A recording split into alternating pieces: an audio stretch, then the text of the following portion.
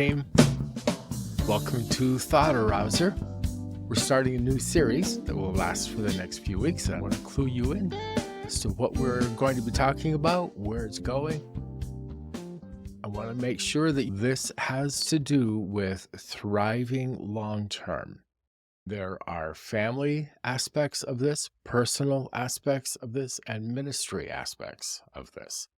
In a recent discussion, the concept came up that disciple making is frequently talked about, but not always explained.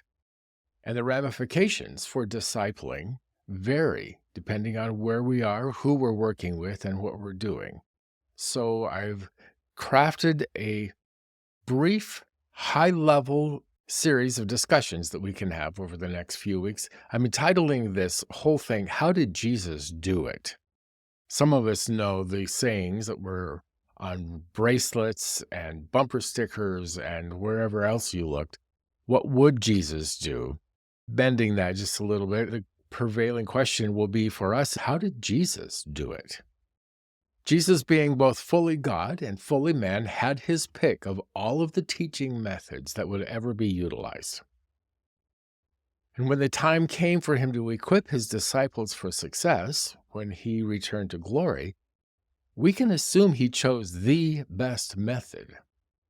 I'd like for us to take the next 9 weeks here in the Vibrance Community to consider ways to use the same model Jesus used to ensure that believers we know and are somewhat responsible for can reproduce, make disciples. The principles that we're going to follow are outlined in Jesus Christ Disciple Maker by Bill Hull and other evangelical sources on discipleship. They'll influence our thinking, but you don't have to read the book to participate in and benefit from the discussions. So this first week, let's do some groundwork and discuss these in the online community. If you're watching the video and won't be a part of the discussion, pause after each of these and give some consideration to them before you move to the next one. It's important for us to know and remember that making disciples is more like raising children or teaching new talent than it is a program. It's very relational. Disciple making is a lifestyle. It's part of a long-term, consistent obedience. And it's important that we get that in mind as we begin this discussion. This is not a regimen, although there are disciplines to it. It's more of a lifestyle. It's more of a long-term, consistent way of obeying than anything else. We will discover and emphasize the equipping aspect of helping Christ followers grow and mature. Equipping means to set them up, to equip, and the Apostle Paul had a lot of things to say about that in the book of Ephesians. Helping Christ followers grow and mature. If we focus on programs and methods, we run the risk of inadvertently using people to reach program objectives, and that's not what we're about. So we're going to talk about the equipping aspect of helping Christ followers grow and mature. Thirdly,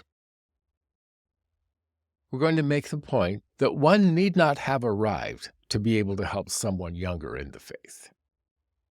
You don't have to have arrived. Follow me as I follow Christ, the Apostle Paul said, and that still works. We're going to make the point, and belabor it just a little bit this week, that humility and approachability are vital. If we are proud, if we are headstrong, if we are authoritarian, our results are going to be diminished. Humility and approachability are vital in this because disciple making is so relational. 3 phrases that I use frequently, and will give you permission to use them also. I say frequently, based on what I've learned so far, and then I answer the question. We're going to talk about the ramifications of that. Based on what I've learned so far, another of my favorites is, I don't know. Let's find out. You don't have to know everything that your person that you're working with might possibly come up with. Feel free to say, I don't know. Let's find out. You're learning and growing together. And there are several schools of thought on this matter. I'm leaning toward, then you discuss it. That gives them the room to disagree and to explore. It's more important that you know how a person reached the view that they currently hold than it is that they fully agree with you. Lastly, we're going to make the point this week that fruitfulness will vary. We need to expect it to vary. In the parable of the soils that Jesus told, he mentions 30, 60, and 100-fold. And we're going to talk a little bit this week about the fact that the rate of the increase isn't determined by the servants doing the planting, the cultivating, and the harvesting. The difference in the increase is entirely God's doing. I'm going to kick that around. All right? I hope to see you this week. I hope to discuss it. If you are watching the video, there's a discussion group you can easily find and join us. Thanks. See you soon.